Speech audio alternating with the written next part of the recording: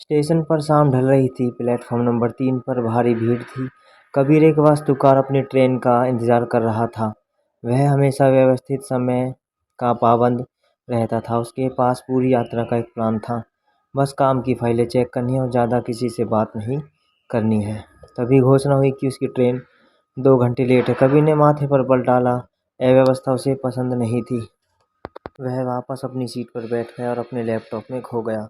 तभी उसके सामने एक छोटा सा स्टूल धड़ाम से गिरा। सामने थी मीसा, एक चंचल बेपरवाह और कला की छात्रा, जिसके बाल बेतरतीब थे और जिसके पास जरूरत से ज़्यादा सामान था। एक गिटार, कैनवस का रोल और एक बड़ा संगीन बैग। ओह, माफ़ करना, लगता है प्राकृतिक ने गुरुत्वाकर्षण बल ने मेरे खिलाफ साजिश रची है, मीसा ने हंसते हुए कहा। कबीर ने बिना मुस्कान के कहा, साजिश नहीं, बस असंतुलन। आपको अपना सामान ठीक से व्यवस्थित करना चाहिए।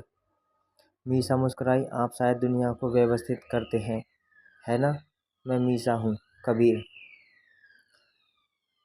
अध्याय 2। सहयात्री। ट्रेन जब देर रात चली तो कबीर ने देखा कि मीसा की सीट उसके बिल्कुल सामने है। कबीर ने हेडफोन लगाए, लेकिन मीसा ने गिटार निकाला और धीमी आवाज़ में एक पुरानी धुन छेड़ दी। माफ़ करना, मैं परेशान कर रही हूँ? उसने पूछा। कबीर ने हेडफोन उतारे। नहीं, यह धुन अच्छी है, लेकिन क्या यह व्यवस्थित है? मीसा खिलखिला उठी। कला कभी व्यवस्थित नहीं होती कबीर, वह बस महसूस की जाती है। आपकी नक्शे और इमारतों की तरह नहीं, जहाँ हर रेखा का मतलब होता है। अगले 8 घंटे तक वे एक दूसरे की दुनिया को जानने लगे। कबीर ने उसे समझाया कि कैसे एक इमारत के हर बीम और पिलर में एक कविता छिपी होती है, मजबूती की कविता, संतुलन की कविता। मीसा ने उसे दिखाया कि कैसे उसने अपने कैनवस पर केवल 3 रंगों का उपयोग करके एक पूरा आकाश चित्रित किया है। उसने कबीर से कहा कि वह एक कविता लिखे, और उसने अपनी ज़िंदगी में पहली बार अपने गाँव से हटकर एक कविता लिखी। 2 ध्रुव मिले इस लोहे के रास्ते पर, एक खिंचता था नियम की ओर, एक भागता था रंगों की ओर, और बीच में एक ठहरा हुआ पल था जो शायद मोहब्बत था। मीसा ने अपनी आंखें बंद कर ली और कहा, यह सिर्फ कविता नहीं है, यह आपकी आत्मा की आवाज़ है। अध्याय 3। मंजिल। सुबह जब ट्रेन अंतिम स्टेशन पर रुकी तो बाहर बारिश हो रही थी। कबीर का शहर आ गया था और मीसा का शहर उससे आगे था। तो अलविदा, मीसा ने कहा। उसकी चंचल आवाज़ में एक हल्की उदासी थी।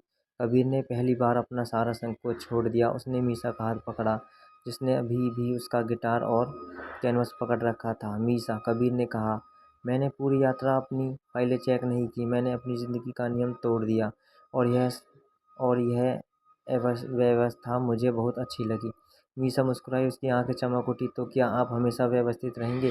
कबीर ने अपना ब्रीफकेस नीचे रखा। उसने मीसा के माथे से एक लठ हटाई और कहा, मैं नहीं जानता, लेकिन मैं यह जानता हूँ कि मुझे तुम्हारी अव्यवस्था पसंद है। क्या तुम अगली बार मेरे शहर में मुझे कोई व्यवस्थित कविता नहीं सिखाओगी? मीसा ने अपने रंगीन बैग में हाथ डाला और एक छोटा टुकड़ा मुड़ा हुआ कागज़ निकाला। यह एक ड्राइंग थी, कबीर की, एक तेज लेकिन प्यार भरी पेंसिल स्केच। आप मेरी अगली मंजिल हैं कबीर, मीसा ने फुसफुसाते हुए कहा। मैंने पहले ही टिकट काट लिया। ट्रेन की सीटी बजी। कबीर ने मीसा को कसकर गले लगाया। अगले डिब्बे में जाने से पहले मीसा ने मुड़कर कबीर को देखा, जो अब भी वहीं भीगे स्टेशन पर खड़ा, अव्यवस्थित और खुश। उसने अपने हाथ में लिए हुए कैनवस रोल को थोड़ा ऊपर उठाया, जैसे वह एक विजेता का झंडा हो। अंतिम दृश्य। कबीर ने अपना ब्रीफकेस नहीं खोला। उसने अपनी जेब में मीसा की बनाई हुई स्केच पकड़ी और मुस्कुराते हुए बारिश में चल दिया। आज उसकी यात्रा का असली काम शुरू होने वाला था। तो दोस्तों, यह थी हमारी एक लव स्टोरी। आपको कैसी लगी हमें कमेंट में ज़रूर बताएं।